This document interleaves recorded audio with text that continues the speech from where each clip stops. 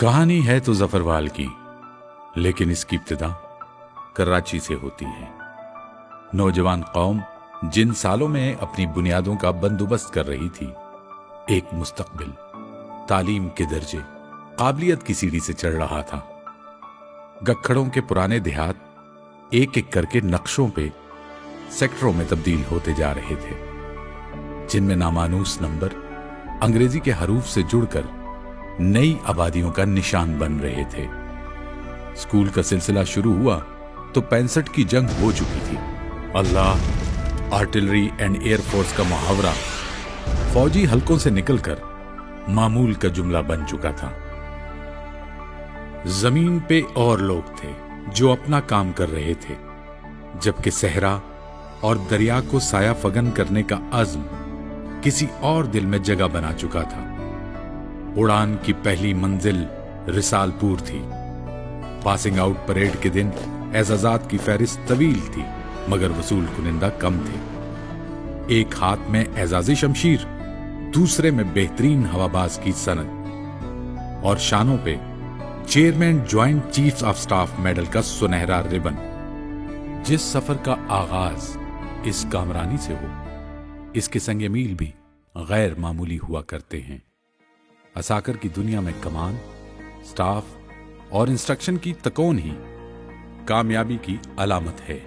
کمان کی فہرست پہ نظر ڈالیں تو number 11 fighter squadron, number 38 flying wing, F-16 طیاروں پر مشتمل مصحف اور شہباز ایئر بیسز اور سینٹرل ایئر کمانڈ کا نشان ملتا ہے۔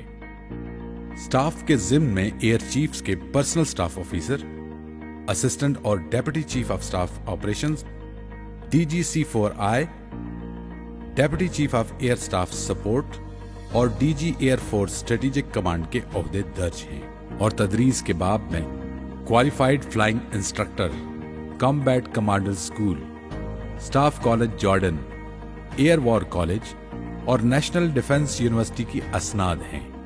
ایئر فورس کے مختلف تربیتی اور جنگی جہازوں پر 3000 گھنٹوں کی اڑانیں بھرنے کا اعزاز بھی آپ ہی کے شایان شان ہے۔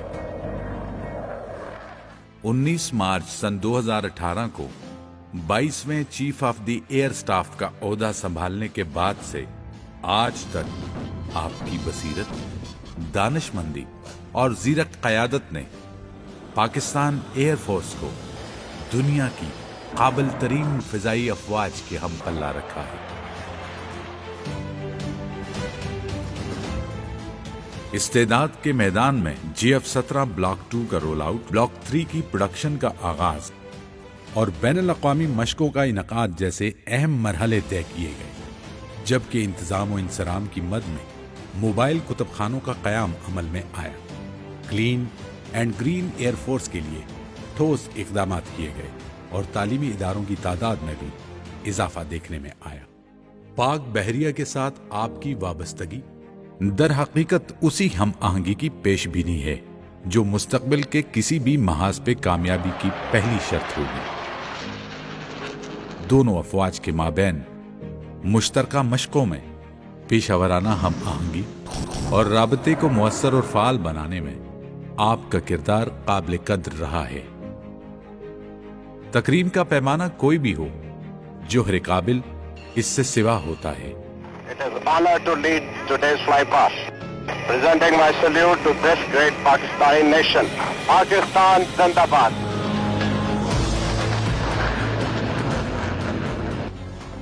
مگر حکومت پاکستان کی طرف سے امتیاز کے نشان، ہلال اور ستارے آپ کے نام کا حصہ بنائے، وہ اعتراف قابل رشک ہے۔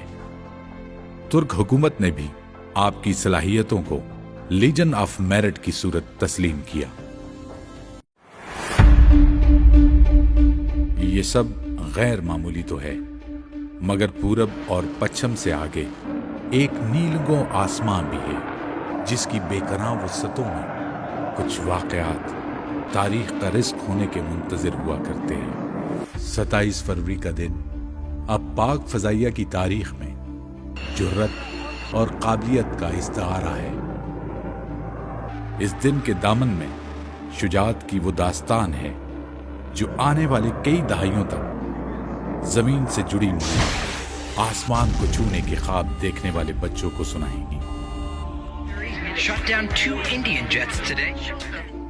اس دن کے تعاقب میں کئی راتیں ہیں جو ہمارے ہوا بازوں اور ان کے معاونین نے ہنرمندی، تکنیکی مہارت اور پیشہ ورانہ قابلیت کے حصول میں جاگ کر گزاری ہیں۔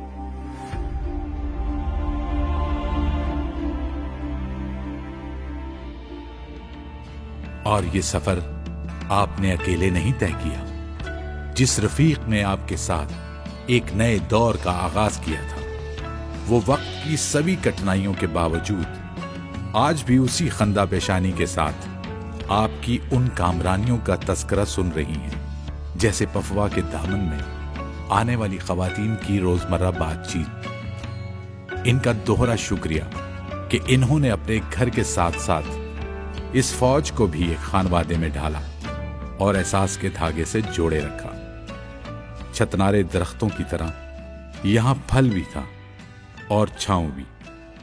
تو کبھی نوجوان افسران کی بیویوں کے شکوے سنے اور کبھی سینئر بیگمات کے شکرانے۔ وقت کی یہی خوبی ہے کہ گزر جاتا ہے۔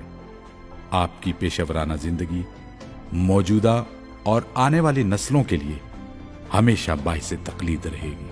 پاکستان!